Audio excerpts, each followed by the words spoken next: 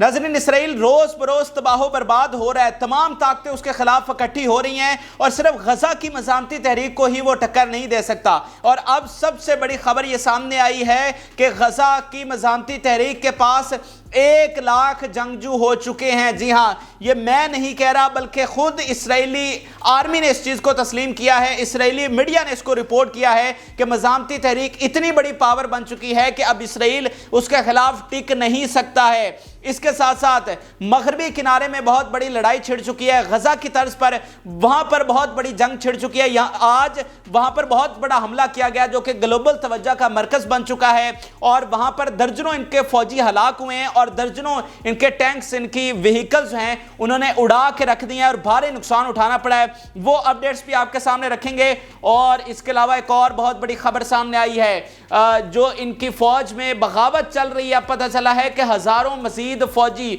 वहां से दौड़ चुके हैं, उन्होंने लड़ने से इनकार कर दिया है। तो मुसलसल इनकी आर्मी में बगावत हो रही है। दुनिया की कोई ऐसी आर्मी नहीं है जितनी बुज़दिल ये आर्मी साबित हुई है कि दौराने जंग जब उनकी रियासत का वजूद खतरे में लगा हुआ है, उनके फौजी छोड़कर जा रहे हैं, जंग लड़ने से इनकार कर रहे हैं और बहुत सारे बैरून मुल्क फरार हो रहे हैं। इस तरह की ये बुज़दिल फौज है जिसे पता नहीं दुनिया कोई बड़ी ताकतवर एडवांस फौज समझती रही।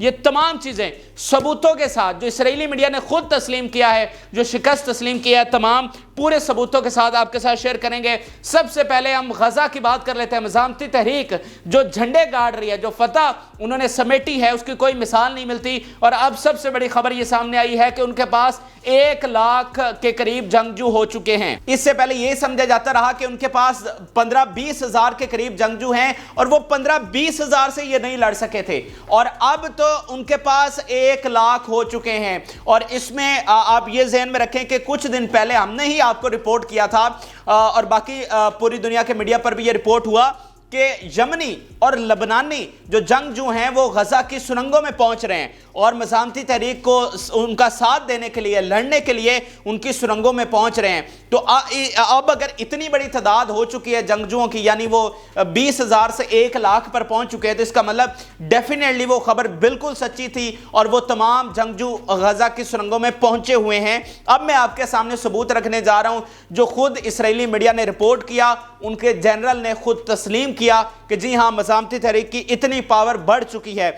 ये आप देखिए, इसराइली मीडिया ने खुद रिपोर्ट किया है। वहां पर जनरल क्या बता रहे हैं कि we are very far from targets and Hamas has tens of thousands of fighters. वो खुद कह रहे हैं कि हम जो टारगेट्स हैं उनसे बहुत दूर हैं, हमें तो कोई कख की कामयाबी नहीं मिली। और मज़ामती तहरीक के पास टेंस ऑफ थाउजेंड्स फाइटर हो चुके हैं। तो अब उनका मुकाबला किससे करना है? तो वो जो सिर्फ पत्थर मारते थे पहले, ये नाजरीन पावर होती थी। इसराइल यहां पर था और मज़ामती तहरीक और फ़लस्तीनी यहां पर थे। तो अब उन्होंने इतनी अपनी ताकत बनाई कि वो इसराइल के हम पल्ला हो चुके हैं। तो अब इसराइल इनके सामने टिक नहीं सकता। जैसे ओबामा का, पहले भी मैं आपको हवाला दे चुका हूं कि ओबामा ने अपनी किताब में लिखा था कि फ़लस्तीन और इसराइल का मसला हल क्यों नहीं हो सकता, क्योंकि एक बहुत ज़्यादा तगड़ा है, बहुत ज़्यादा ताकतवर है जो कुछ देने को तैयार नहीं है, दूसरा इतना कमज़ोर है कि वो कुछ ले नहीं सकता। तो अब ये बिल्कुल बराबर आ गए हैं। तो अब ये जो कमज़ोर था वो तगड़ा हो गया और लेने की पोजीशन में आ गया है। तो अब ये मसला हल होता हुआ हमें नज़र आ रहा है। और ये दुनिया भी आप देख लें कि जब एक बहुत तगड़ा और बहुत कमज़ोर हो तो वो मसला उसी तरह चलता ही रहता है। अगर दोनों टक्कर के हों तो फिर कुछ ना कुछ ले दे के बात हो जाती है, फिर आप निगोसिएशन की टेबल पर, आप बराबरी की सतह पर आ जाते हैं ना। तो इस तरह ये जो ताकत बढ़ी है इसने आम तरीन किरदार अदा किया। अब अमेरिका के बहुत बड़े इदारे का बयान आपके सामने रखने जा रहा हूं जिन्होंने इनकी शिकस्त को बेनकाब किया इसराइल की। ये आप देखिए कि attack on Gaza had no significant impact on Hamas rule and its ability to conduct complex negotiation and organize the release of prisoners। वो कह रहे हैं कि ये जो इन्होंने 49 डेज जंग छेड़ी, ये जो हमला किया, उसने हमास का जो रूल है गजा में उस पर कोई इंपैक्ट नहीं डाला है। वो उसी तरह से उसका कंट्रोल बरकरार है और वो इतनी तगड़ी है कि वो जो कम्प्लेक्स तरीन, पेचीदा तरीन निगोसिएशंस हैं, यानी जो सोल्जर्स की तब्दीली का मामला है, इससे पहले तो सिविलियंस तब्दील हुए हैं ना, जो सोल्जर्स अब एक दूसरे से उन्होंने रिप्लेस करने हैं, वो इतनी तगड़ी अब भी है कि वो जो कम्प्लेक्स तरीन निगोसिएशन होंगे उसमें उसका पलड़ा भारी होगा और इसमें वो कामयाबी हासिल कर सकती है। फिर आप इनकी चीखें देखिए कैसे निकल रही हैं।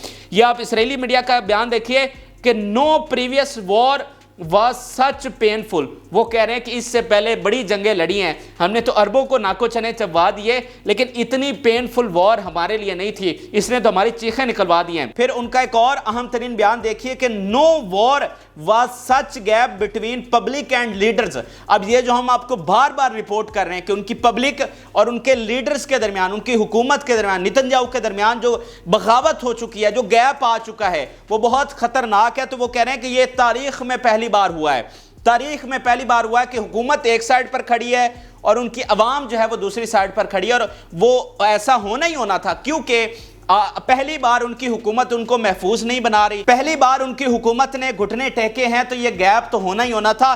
پھر ان کے میڈیا کا خود دیکھیے کہ وہ کس طرح سے یہ تسلیم کر رہے ہیں کہ وہ تنہا رہ چکے ہیں, امریکہ ان کو چھوڑ چکا ہے, اتحادی ان کو چھوڑ چکے ہیں. آپ یہ بیان دیکھیے کہ in no previous war we were so much helpless.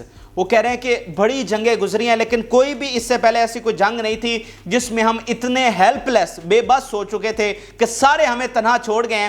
تو ہر جو ظالم ہوتا ہے نا, اس کے حساب کا ایک نہ ایک دن آتا ہے, اور اس کو وہ ڈے آف ججمنٹ آتا ہے جب اس کو ہر چیز کی قیمت چکانا پڑتی ہے. اور ویسے بھی اگر آپ اس زمین کی, یہ جو مقدس سرزمین ہے, اس کی تاریخ اٹھا کر دیکھ لیں ہزاروں سال سے, تو یہ تو وہ سرزمین ہے جو انصاف کی سرزمین ہے. اسی سرزمین پر تو بڑے بڑے فرعون آئے, اور اس سرزمین کی خاصیت یہ ہے کہ یہ ظالم کو چھوٹ دیتی ہے, اس کو موقع دیتی ہے بدلنے کا, اس کو تصحیح کرنے کا, ہدایت پانے کا. یہ سرزمین موقع دیتی ہے ظالم کو, لیکن جب وہ ظلم سے پیچھے نہیں ہٹتا تو پھر ایک دن یہ اس کو بدترین حساب بھی اس سے لیتی ہے, اس کو عبرت کا نشان بھی بناتی ہے. اسی سرزمین پر بڑے بڑے فرعون جو ہیں وہ غرق ہو گئے, بڑے بڑے فرعونوں کا حساب کا دن آیا. تو اب یہ جو بڑے فرعون بنے ہوئے تھے, ان کے حساب کا دن جو ہے وہ بھی آ چکا ہے. پھر آپ یہ ایک اور اہم ترین بیان دیکھیے کہ زائنسٹ army never accept the losses, کہ یہ جو ہم رپورٹ اتنے ہوتے ہیں کہ اتنے ہزار ان کے مارے گئے, اتنے ریوولٹ کر گئے, یہ اس کو ڈینائی کرتے رہتے ہیں اور چھپاتے رہتے ہیں. اور اب جو غزہ میں آپ دیکھیے کہ دوران جنگ انہوں نے کیا کہا تھا کہ ہمارے 30 جناب زخمی ہوئے ہیں, اور پھر انہوں نے مانا کہ ہمارے 1000 سے زیادہ زخمی ہوئے ہیں. حالانکہ ہم نے یہ رپورٹ کیا دنیا کے میڈیا نے کہ 1600 سے زیادہ ڈسیبل ہو چکے ہیں, اور یہ کہتے ہیں کہ ان کی تعداد 1000 ہے. تو 30 سے لے کر 1000 تک تو مانے ہیں. تو یہ جھوٹ بولنا جو ہے نا, یہ ان کی پرانی عادت ہے, یہ پروپیگنڈا مشین ان کو کہا جاتا ہے دنیا میں, یہ سب سے زیادہ دنیا میں یہ جھوٹ بولتے ہیں. اور اس کے علاوہ آپ یہ ایک اور اہم ترین بیان دیکھیے کہ زائنسٹ کانٹ کنٹینیو وار, کہ اب یہ جنگ جاری رکھنے کے صلاحیت میں نہیں ہے. اور اب ہم آپ کو بتاتے ہیں کہ ریوولٹ کس طرح سے ہو چکا ہے, کتنے ہزار مزید چھوڑ کر جا چکے ہیں. یہ دنیا کی انتہائی بزدل ترین فوج ثابت ہوئی ہے, یہ ٹک ٹاکر فوج ثابت ہوئی ہے. اب پتہ چلا ہے کہ یہ صرف نہتے بچوں اور عورتوں پر ظلم کرنے کی صلاحیت رکھتے ہیں, ان کی اور کوئی صلاحیت نہیں ہے. یہ کوئی ایڈوانس اور فوج ایسی نہیں ہے جس کو آپ نے بڑا سمجھا ہوا تھا. یہ بزدل ترین, دنیا کی تاریخ میں اتنی بزدل ترین فوج نہیں آئی جتنی یہ فوج ہے, کیونکہ انہوں نے اصلی جنگجو سے لڑنا سیکھا ہی نہیں ہے. ان کا یہ صرف بچوں اور عورتوں سے لڑتے آئے, اور آج جب ان کا اصلی جنگجو سے سامنا ہوا ہے تو ان کو پتہ چلا ہے. تو یہ آپ دیکھیے کہ 2000 سے زیادہ ان کے فوجی جو ہیں وہ ریوولٹ کر چکے ہیں, اور انہوں نے ریفیوز کر دیا لڑنے سے. اس سے پہلے بھی ہزاروں فوجی جو ہیں وہ ریفیوز کر چکے ہیں, بلکہ انہوں نے خود بتایا تھا کہ انہوں نے کمانڈرز کو کس طرح سے ڈسمس کیا, آفیسرز کو کس طرح سے ڈسمس کیا, پوری بٹالین کو کس طرح سے ڈسمس کیا, کیونکہ انہوں نے جنگ میں بزدلی دکھائی تھی. ایسے واقعات ہوئے کہ ان کے جو سپاہی تھے وہ پھنسے ہوئے تھے, وہ گھات میں پھنس چکے تھے, یہ اپنی جان بچانے کے لیے وہاں سے فرار ہو گئے اور ان کو وہیں پر چھوڑ دیا. تو اس بزدلی کی وجہ سے ان کو ڈسمس بھی کیا گیا ہے, اور اب یہ مزید ہزاروں لیو کر چکے ہیں. اور بہت سارے ایسے ہیں جو ملک ہی چھوڑ کر جا چکے ہیں. تو آپ سوچئے جس کی فوج ہی اپنے آپ کو غیر محفوظ سمجھ رہی ہے, اس کے شہریوں نے اپنے آپ کو کیا محفوظ سمجھنا ہے. اس لیے تقریباً 1 لاکھ سے زیادہ ان کے جو لوگ ہیں وہ بیرون ملک لیو کر چکے ہوئے ہیں. اب آپ کو ویسٹ بینک کی صورتحال بتاتے ہیں. ویسٹ بینک بالکل مسلح جدوجہد وہاں پر شروع ہو چکی ہے, وہاں پر بھی ایک حتمی جنگ کا آغاز ہو چکا ہے. انہوں نے روز وہاں پر ظلم ڈھا رہے ہیں, 75 सालों से वहां पर नाज़रीन जुल्म हो रहा है। 7 अक्टूबर के बाद तो इंतहा कर दी गई। रोजाना की बुनियाद पर दर्जनों वाकयात हुए, आम लोगों को वहां पर शहीद किया गया, औरतों को घसीटा गया, बच्चों को कैद किया गया, उनसे घर और ज़मीनें छीन ली गई, बिल्डोजर्स लाकर उनके घर गिरा दिए गए, उनको अपने घरों से बेदखल कर दिया गया, बच्चों के सामने उनके वालिद को मार दिया गया, उनके पेरेंट्स को शहीद कर दिया गया। तो ये सारे उन्होंने जुल्म देखे और आज वो खड़े हो गए। आज वो एक एक चीज़ का बदला ले रहे हैं और आपको बताते हैं कि ये पकड़े जाने पर किस तरह से रो पड़ते हैं, वो भी आपको अपडेट करते हैं। लेकिन पहला जो आज सबसे बड़ा वाकया हुआ है वो नाजरीन यरूशलेम जो दारुल हुकूमत है फ़लस्तीन का, यहाँ पर हुआ है। यहाँ पर जनाब कुछ जंगजू आए हैं और उन्होंने हमला किया है और 9 से ज़्यादा इनके जो सोल्जर हैं उनको हलाक किया है। और उनकी जिस तरह से वो आए हैं ओपनली और आकर इन पर अटैक किया है, वो पूरी दुनिया में वीडियो वायरल है कि इस तरह की बहादुरी की तो कोई मिसाल ही नहीं मिलती। तो पूरी दुनिया में वीडियो चल रही है। अब यहाँ पर जैसा कि मैंने आपको बताया कि ये प्रोपेगेंडा मशीनरी है, झूठ बोलना इनकी फितरत में है। तो ये इस वक्त क्या प्रोपेगेंडा चला रहे हैं कि ये जनाब जिनको मारा गया ये सिविलियंस थे, ये तो हमारे फौजी थे ही नहीं। तो वहाँ से वीडियोज़ आई हैं जब वो देखा जा सकता है कि उनके पास बंदूकें थी, इनके फौजियों के पास वो आर्म्ड थे। और वैसे भी इन्होंने हर अपना जो सेटलर है वहाँ पर उसको असलहा दिया हुआ है और वो रोज़ाना आते हैं जनाब असलहा लेकर, किसी फ़लस्तीनी को शहीद कर देते हैं, किसी का घर छीन लेते हैं खुद। मतलब वो सेटलर्स हर किसी के पास असलहा। आपको पता है कि वहाँ पर हर जो शहरी है उसको ये लाजमी है कि वो फौज की ट्रेनिंग हासिल करे, चाहे औरत हो चाहे मर्द हो। फिर हर एक जो है वहाँ पर असला रखे हुए, तो इनको पैरा मिलिट्री फोर्स कहा जाता है और ये खुद आकर कब्जे कर रहे हैं वहाँ पर। ठीक है, तो अब ये जो वाकया हुआ, अब इनको अंदाजा होगा कि जो निहत्ते थे अब वो कितने ताकतवर हो चुके हैं। तो रोज़ाना आकर ये जो घर छीन रहे थे ना, वो हलाकतें कर रहे थे, अब इनको भी थोड़ी सी आराम आएगा और इनकी थोड़ी सी टकोर हुई है। अब ये दोबारा इस तरह से आने की जरूरत नहीं करेंगे, आएंगे तो 100 दफ़ा सोचेंगे। तो ये इस हवाले से, डेटरेंस के हवाले से ये फ़लस्तीनियों का सबसे बड़ा हमला हुआ है। सबसे अहम चीज़ है कि इनके सेटलर्स जो रोज़ाना आकर वहाँ पर हमले कर रहे थे और लोगों को शहीद कर रहे थे, वहाँ पर 300 से ज़्यादा लोग इन्होंने आम लोगों को शहीद किया है। ये 7 अक्टूबर से लेकर आज तक उन्होंने इनका क्या बिगाड़ा था? अब बिल्कुल निहत्ते लोग हैं, उनका कोई ताल्लुक नहीं था, उनको घरों से निकाल कर मारा गया, उनको ज़मीन, वो बेचारे अपनी ज़मीन पर गए हुए थे काम करने के लिए, उनको वहीं पर शहीद कर दिया गया और उनकी ज़मीन छीन ली गई। ये जालिम ये करते रहे।